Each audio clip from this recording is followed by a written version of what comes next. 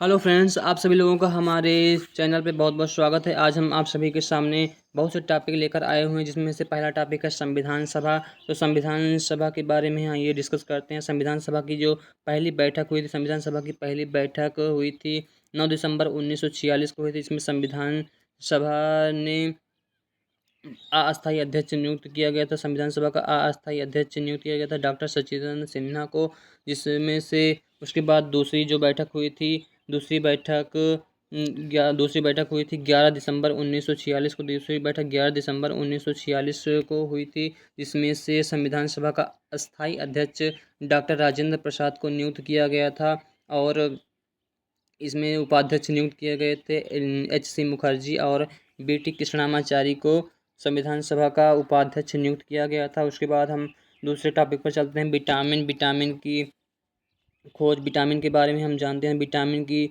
खोज की थी फंक ने की थी। विटामिन की खोज फंक ने की थी। कब की थी? तो विटामिन की खोज 1911 ईस्वी में फंक नामक व्यक्ति ने की थी। उसके बाद में आइए हम देखते हैं कि विटामिन कितने प्रकार के होते हैं। Vitamin A, B, C, vitamin A, vitamin B, vitamin C, D, E और के। इस प्रकार छः तरह के विटामिन होते हैं। 6 विटामिन होते हैं, जिसमें से जल में घुलनशीलता के आधार पर विटामिन को 2 भागों में बांटा जा सकता है: जल में घुलनशील विटामिन और वसा में घुलनशील विटामिन। तो जल में घुलनशील विटामिन कौन कौन से होते हैं? तो विटामिन बी और सी जो होते हैं वो जल में घुलनशील विटामिन होते हैं, और जो वसा में घुलनशील विटामिन होते हैं बी और सी को छोड़कर, और जितने भी विटामिन हैं वो सभी वसा में घुलनशील विटामिन होते हैं। तो ए, ई, डी और के, ये विटामिन जो होते हैं ये वसा में घुलनशील होते हैं। अब हम आइए देखते हैं विटामिन ए के बारे में। तो यहाँ पे जितने विटामिन हैं इन सभी का रासायनिक नाम बहुत इम्पॉर्टेंट है। रासायनिक नाम पूछा जाता है, और इसकी कमी से जो कौन सा रोग होता है और इसका स्रोत क्या है, ये सभी बहुत महत्वपूर्ण है। तो आइए विटामिन ए के बारे में जानते हैं। विटामिन ए का रासायनिक नाम जो होता है वो रेटिनॉल होता है। विटामिन ए की कमी से रतौंधी नामक रोग हो जाता है, इसे नाइट ब्लाइंडनेस रोग कहा जाता है। तो विटामिन ए गोल्डन राइस जो होता है उसमें प्रचुर मात्रा में विटामिन ए पाया जाता है। और विटामिन ए जो होता है वो गाजर में, बीटा कैरोटीन, अंडा, पनीर और दूध, इन सभी में विटामिन ए प्रचुर मात्रा में पाया जाता है। वही हम देखें विटामिन बी के बारे में। तो विटामिन बी के बारे में आइए हम जानते हैं। विटामिन बी के बहुत सारे पार्ट होते हैं। तो विटामिन बी वन का रासायनिक नाम है थायमीन, और इसकी कमी से बेरी नामक रोग हो जाता है। विटामिन बी वन पॉलिश जो चावल होता है, पॉलिश वाले चावल में विटामिन बी वन नहीं पाया जाता है। उसके बाद में हम इन सब का रासायनिक नाम सिर्फ देख लेते हैं। रासायनिक नाम इससे इम्पॉर्टेंट है। विटामिन बी वन का रासायनिक नाम है थायमीन। विटामिन बी टू का रासायनिक नाम है राइबोफ्लेविन होता है, और विटामिन बी थ्री का रासायनिक नाम है नियासिन होता है। विटामिन बी फाइव का रासायनिक नाम होता है पेंटोथेनिक अम्ल। विटामिन बी सिक्स का रासायनिक नाम होता है पायरिडॉक्सिन, और विटामिन बी सेवन का रासायनिक नाम होता है बायोटिन, और विटामिन बी नाइन का रासायनिक नाम होता है फोलिक एसिड होता है, और विटामिन बी ट्वेल्व का रासायनिक नाम होता है साइनोकोबालामिन, और विटामिन बी ट्वेल्व में कोबाल्ट नामक धातु पाई जाती है। और विटामिन बी नाइन और विटामिन बी ट्वेल्व इसकी कमी से कौन सा रोग होता है? तो एनीमिया नामक रोग हो जाता है। विटामिन बी नाइन और विटामिन बी ट्वेल्व की कमी से एनीमिया नामक रोग हो जाता है।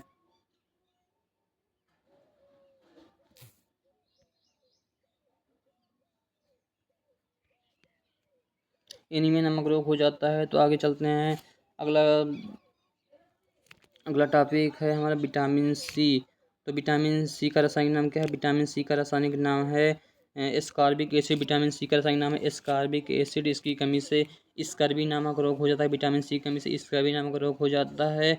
स्कर्वी रोग को नाभिक रोग भी कहा जाता है, क्योंकि यह सबसे पहले नाभिकों में देखा गया था। विटामिन सी स्कर्वी रोग में क्या होता है? स्कर्वी रोग में जो मसूड़ा होता है, मसूड़ों से खून आने लगता है। तो आइए हम देखते हैं कि कौन कौन से इसके स्रोत हैं। तो आंवला और मिर्च जो होती है इसमें विटामिन सी प्रचुर मात्रा में पाया जाता है। तो और विटामिन जो सी होता है वो शरीर में संचित नहीं होता है। और जितने भी खट्टे फल होते हैं, खट्टे फलों में विटामिन सी पाया जाता है। और जो दूध होता है मिल्क, इसमें विटामिन सी नहीं पाया जाता है। तो इतनी बात आपको विटामिन सी के बारे में ध्यान रखनी है। आगे चलते हैं विटामिन डी के बारे में। तो विटामिन डी का रासायनिक नाम होता है कैल्सीफेरॉल होता है। विटामिन डी का रासायनिक नाम है कैल्सीफेरॉल। और इसकी कमी से बच्चे जो होते हैं, बच्चों में रिकेट्स नामक रोग होता है, इसे सूखा रोग भी कहा जाता है। और जो वयस्क व्यक्ति होते हैं, वयस्क व्यक्ति में जो विटामिन जो डी की कमी से रोग होता है, इसे ऑस्टियोमलेशिया नामक रोग कहते हैं। इसकी कमी से हड्डियां जो होती हैं वो कमज़ोर हो जाती हैं। विटामिन डी जो होता है हमारे शरीर में जो विटामिन डी होता है सूर्य के प्रकाश से वह उत्तेजित हो जाता है।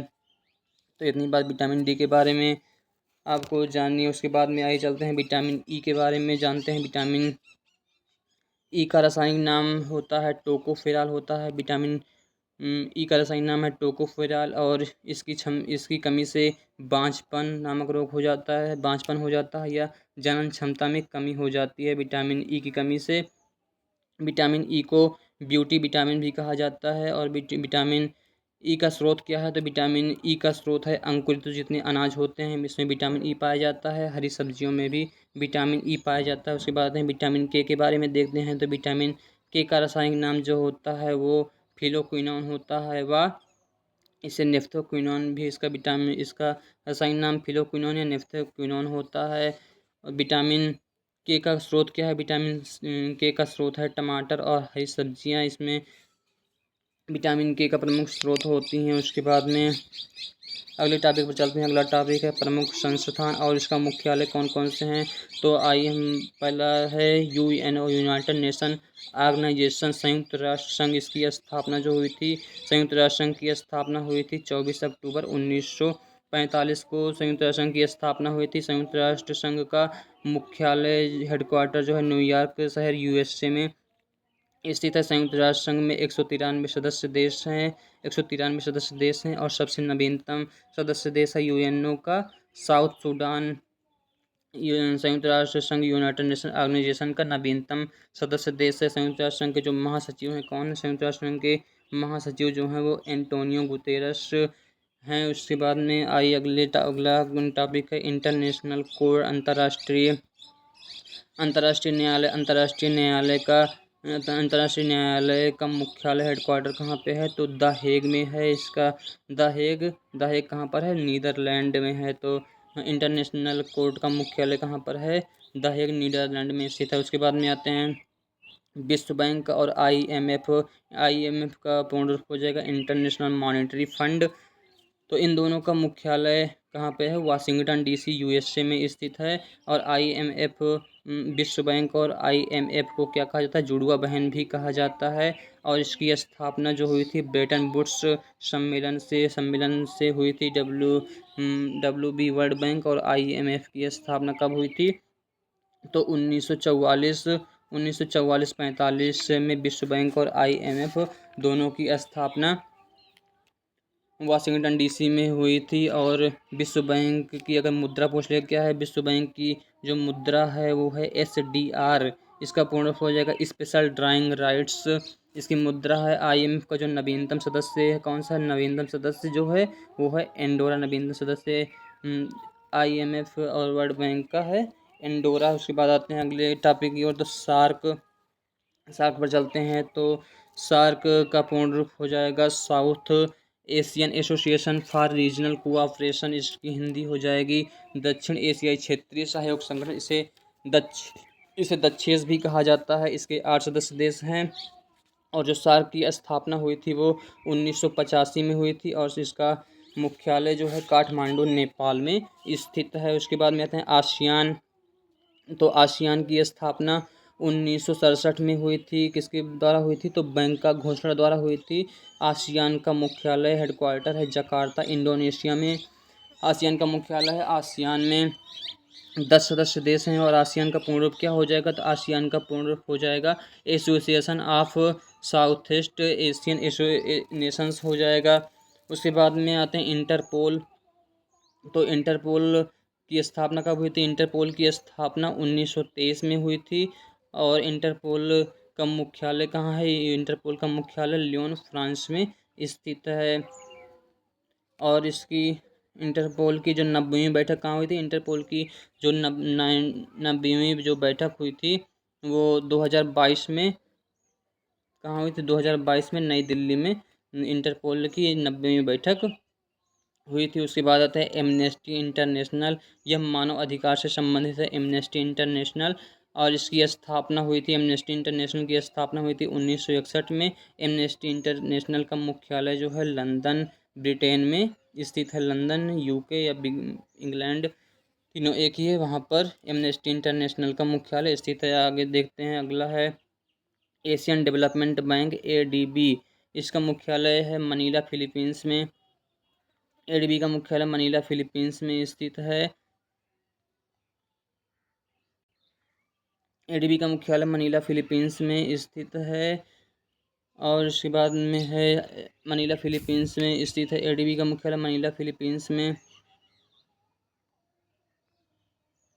एडीबी का मुख्यालय मनीला फिलीपींस में स्थित है।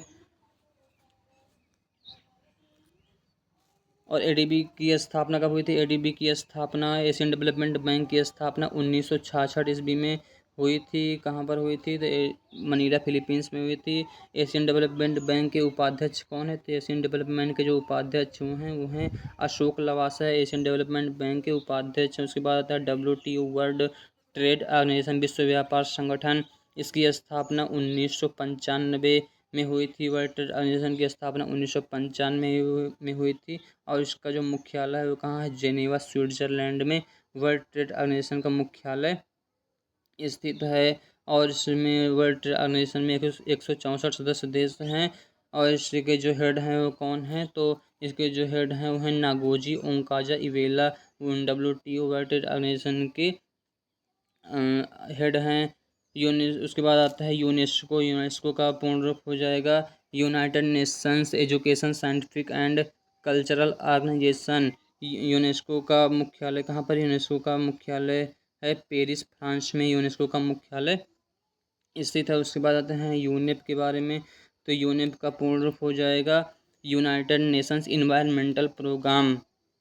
यूनाइटेड नेशंस इन्वायरमेंटल प्रोग्राम, तो ये पर्यावरण से संबंधित है यूनेप। तो यूनेप की स्थापना हुई थी 5 जून। कब हुई थी? 5 जून 1972 में यूनेप की स्थापना हुई थी। और इसका यूनेप का मुख्यालय कहाँ है? नैरोबी केन्या में स्थित है। उसके बाद अगले टॉपिक चलते हैं ओपेक। तो ओपेक का पूर्ण रूप हो जाएगा organization of the petroleum exporting countries. तो पेट्रोलियम एक्सपोर्ट जो करने वाली कंट्रीज़ हैं उसके बारे में उसमें ओपेक आता है। तो ओपेक की जो स्थापना हुई थी 1960 में हुई थी। ओपेक का मुख्यालय कहाँ है? ओपेक का मुख्यालय वियना ऑस्ट्रिया में। इसी तरह अगले टॉपिक पर चलते हैं। अगला टॉपिक है यूरोपियन यूनियन। यूरोपियन यूनियन का मुख्यालय कहाँ स्थित है? यूरोपियन यूनियन का जो मुख्यालय है वो है ब्रुसेल्स बेल्जियम में। यूरोपियन यूनियन का मुख्यालय है। उसके बाद है यूनिसेफ। यूनिसेफ का पूर्ण रूप हो जाएगा यूनाइटेड नेशंस चिल्ड्रन फंड हो जाएगा। यूनिसेफ का फुल फॉर्म हो जाएगा यूनाइटेड नेशंस चिल्ड्रन फंड हो जाएगा। इसका यूनिसेफ का मुख्यालय जो है न्यूयॉर्क USA में स्थित है यूनिसेफ का मुख्यालय। उसके बाद आते हैं अगला अंकटाड। तो अंकटाड का मुख्यालय सिर्फ जान लेते हैं। अंकटाड का जो हेडक्वार्टर मुख्यालय है वो कहाँ है? जेनेवा स्विट्जरलैंड में अंकटाड का मुख्यालय। उसके बाद WWF world wild life fund, इसकी स्थापना हुई थी 1961 में। WWF की स्थापना 1961 में हुई थी। इसका जो हेडक्वार्टर है वो है ग्लैंड स्विट्जरलैंड में स्थित है। और WWF का जो प्रतीक चिन्ह है वो क्या है? रेड पांडा WWF का प्रतीक चिन्ह है। उसके बाद में आते हैं IUCN international union for conservation of nature. इसका पूर्ण रूप हो जाएगा। तो IUCN जो है इसको रेड डाटा बुक द्वारा जारी किया जाता है। IUCN की स्थापना 1948 में हुई थी और इसका मुख्यालय ग्लैंड स्विट्जरलैंड में स्थित है। उसके बाद में आते हैं FATF। इसका पूर्ण रूप हो जाएगा फाइनेंशियल एक्शन टास्क फोर्स। इसकी स्थापना हुई थी 1989 में हुई थी। FATF की स्थापना 1989 में हुई थी। और इसका जो हेडक्वार्टर है वो पेरिस फ्रांस में स्थित है। और इसके जो FATF के हेड हैं वो हैं टी राजा कुमार, FATF के हेड हैं। उसके बाद IOC पर आते हैं, तो IOC का पूर्ण रूप हो जाएगा IOC का पूर्ण रूप हो जाएगा इंटरनेशनल ओलंपिक कमेटी हो जाएगा। क्या हो जाएगा? इंटरनेशनल ओलंपिक कमेटी हो जाएगा। IOC का पूर्ण रूप इंटरनेशनल ओलंपिक कमेटी हो जाएगा। इसमें ओलंपिक से संबंधित है और IOC की स्थापना हुई थी। IOC की स्थापना हुई थी 23 जून।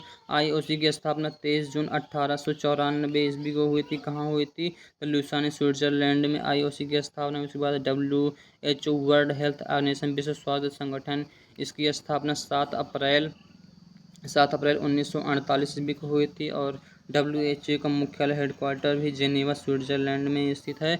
WHO के जो हेड हैं, WHO के हेड डॉक्टर टेड्रोस अधानो गेब्रियेसस हैं। उसके बाद में अगला है ILO इंटरनेशनल लेबर ऑर्गेनाइजेशन, तो अंतर्राष्ट्रीय श्रम संगठन, इसका जो मुख्यालय है वो कहाँ पर है? तो ILO का मुख्यालय जेनेवा स्विट्जरलैंड में इसे। उसके बाद नाटो आता है। नाटो का पूर्ण रूप हो जाएगा नॉर्थ अटलांटिक ट्रेडिंग ऑर्गेनाइजेशन, दक्षिण एशियाई क्षेत्रीय सहयोग संगठन हो जाएगा। नाटो की स्थापना हुई थी 1949 ईस्वी में। नाटो की स्थापना हुई थी। नाटो के 30 सदस्य देश हैं और नाटो का जो मुख्यालय हेडक्वार्टर हो जाएगा वो क्या हो जाएगा? बेल्जियम ब्रुसेल्स में नाटो का हेडक्वार्टर। उसके बाद आते हैं SCO, संघाई कोऑपरेशन ऑर्गेनाइजेशन, इसका पूर्ण रूप हो जाएगा।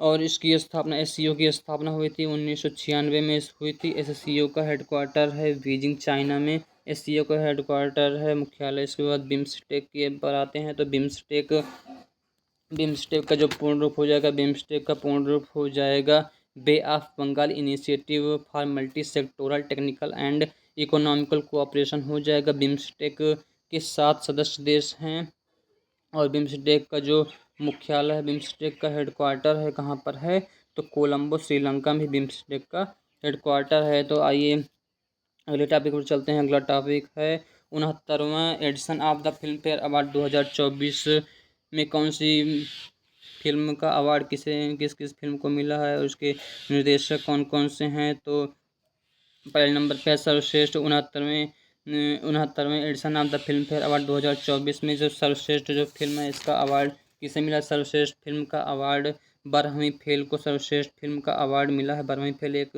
मूवी है, इसको सर्वश्रेष्ठ फिल्म का अवार्ड मिला है। उसके बाद सर्वश्रेष्ठ निर्देशक का अवार्ड किसे मिला? सर्वश्रेष्ठ निर्देशक का अवार्ड विधु विनोद चोपड़ा जो है, विधु विनोद चोपड़ा को सर्वश्रेष्ठ निर्देशक का अवार्ड मिला है। और ये भी एनिमल फिल्म से संबंधित हैं। माफ़ कीजिएगा, ये भी 12वीं फेल फिल्म के निर्देशक हैं और इनको सर्वश्रेष्ठ निर्देशक का खिताब पुरस्कार मिला हुआ है। उसके बाद में मुख्य भूमिका में सर्वश्रेष्ठ अभिनेता पुरुष अभिनेता खिताब किसे मिला है? तो मुख्य भूमिका में सर्वश्रेष्ठ पुरुष अभिनेता का खिताब मिला है रणबीर कपूर को, और रणबीर कपूर एनिमल फिल्म से संबंधित हैं। उसके बाद मुख्य सहायक अभिनेत्री महिला, मुख्य भूमिका में सर्वश्रेष्ठ अभिनेत्री महिला का खिताब मिला है आलिया भट्ट को, और आलिया भट्ट राखी और रानी की कहानी से संबंधित हैं।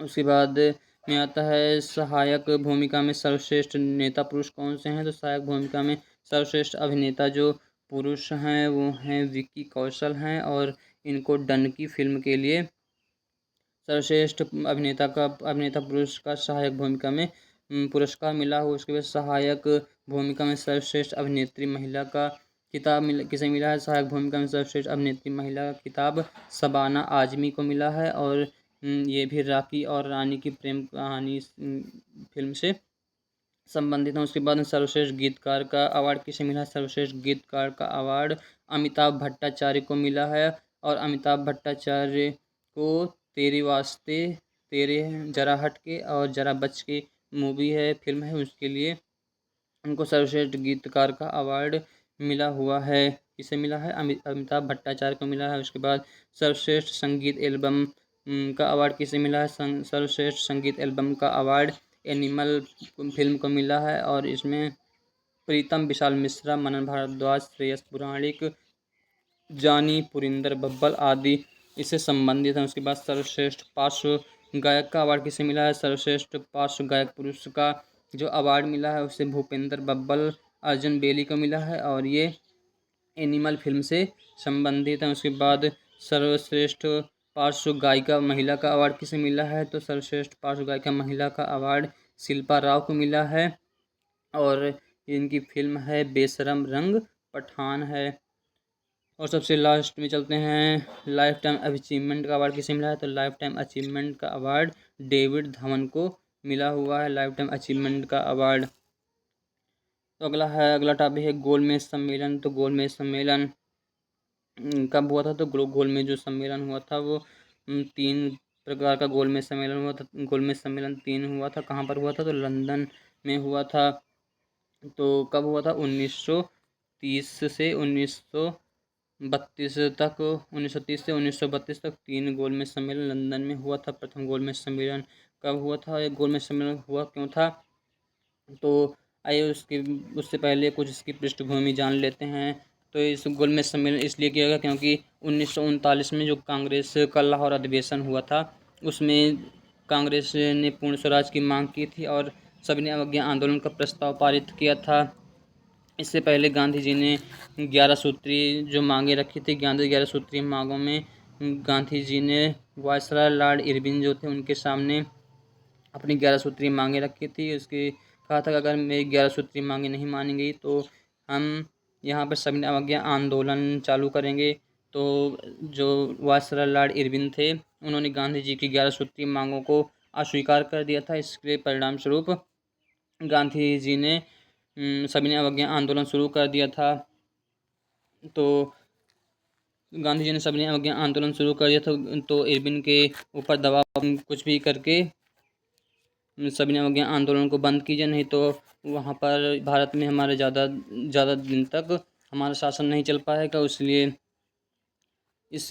इसको ध्यान में रखते हुए गांधी इरविन समझौता हुआ। तो इसमें पहला गोलमेज सम्मेलन हुआ था। इसे फर्स्ट राउंड टेबल कॉन्फ्रेंस कहा जाता है। तो भारतीयों को सत्ता में हिस्सा लेने के लिए लंदन में 3 गोलमेज सम्मेलन हुए थे, जिसमें से पहला जो गोलमेज सम्मेलन हुआ था कब हुआ था? पहला जो गोलमेज सम्मेलन हुआ था 1900 पहला गोलमेज सम्मेलन 1930-31 में हुआ था। तो 1930-31 में हुआ था। कब, इसकी डेट क्या है? तो इसकी 12 नवंबर 1930 से 19 जनवरी 1931 तक प्रथम गोलमेज सम्मेलन हुआ था। और कहाँ हुआ था? तो लंदन के जो लंदन का जो सेंट जॉर्ज पैलेस है लंदन का, वहाँ पर हुआ था। और इस समय जो ब्रिटिश सम्राट कौन थे? तो प्रथम गोलमेज सम्मेलन के ब्रिटिश सम्राट जो थे वो थे जॉर्ज पंचम ब्रिटिश सम्राट थे। और ब्रिटेन के जो प्रधानमंत्री कौन थे? तो रैमजे मैकडोनाल्ड थे। और ब्रिटेन के जो वायसराय थे, उसमें भारत में जो वायसराय कौन थे? तो लॉर्ड इरविन जो थे वायसराय थे। तो प्रथम गोलमेज सम्मेलन में 89 प्रतिनिधियों ने भाग लिया था। प्रथम गोलमेज सम्मेलन में 89 प्रतिनिधियों ने भाग लिया, जिसमें से 16 प्रतिनिधि जो थे वो ब्रिटिश राजनीति काल के थे, 16 प्रतिनिधि जो थे वो देसी रियासतों के थे और 57 जो प्रतिनिधि थे वो राजनीतिक नेता थे। और प्रथम गोलमेज सम्मेलन में जो कांग्रेस ने प्रथम गोलमेज सम्मेलन में भाग नहीं लिया था, क्योंकि जो कांग्रेस थी वो क्या थी? सविनय अवज्ञा आंदोलन चलाने में लगी हुई थी। तो कांग्रेस ने प्रथम गोलमेज सम्मेलन में भाग नहीं लिया था, क्योंकि गोलमेज सम्मेलन जो सविनय अवज्ञा आंदोलन चला रहे थे गांधी जी, उसको बंद करने के लिए गोलमेज सम्मेलन हो रहा था, लेकिन कांग्रेस ने उसमें भाग नहीं लिया। तो इसलिए इसका कोई परिणाम नहीं निकल पाया प्रथम गोलमेज सम्मेलन का। इसलिए तो प्रथम गोलमेज सम्मेलन में उदारवादी दल की तरफ से पीबी सप्रू और सीबी चिंतामणि ने भाग लिया था। हिंदू महासभा की तरफ से प्रथम गोलमेज सम्मेलन में भाग लिया था एमआर जयकर और बीएस मुंजे ने भाग लिया था। मुस्लिम लीग जो थी उसकी तरफ से प्रथम गोलमेज सम्मेलन में सर आगा खां, मोहम्मद शफी और मोहम्मद अली जिन्ना ने भाग लिया था। जो दलित वर्ग था, दलित वर्ग की तरफ से डॉक्टर BR अम्बेडकर ने भाग लिया था और एंग्लो इंडियन की तरफ से भाग लिया था KT पाल ने भाग लिया था और सिखों की तरफ से सरदार संपूर्ण सिंह ने भाग लिया था प्रथम गोलमेज सम्मेलन में। और प्रथम गोलमेज सम्मेलन असफल रहा था। इसके बाद गांधी इरविन समझौता हुआ था। गांधी इरविन के ऊपर दबाव पड़ा तो इरविन ने कहा कि आइए गांधी जी, हम आपकी जो 11 सूत्री मांगे हैं उसको हम मानते हैं, लेकिन इसके बदले में आपको भी हमारी कुछ बातें माननी पड़ेगी। तो गांधी इरविन समझौता हुआ, जिससे गांधी इरविन समझौता 5 मार्च 1931 को गांधी इरविन जो समझौता हुआ था, कब हुआ था तो 5 मार्च 1931 को गांधी इरविन समझौता होता है। इसे दिल्ली पैक्ट के नाम से भी जानते हैं।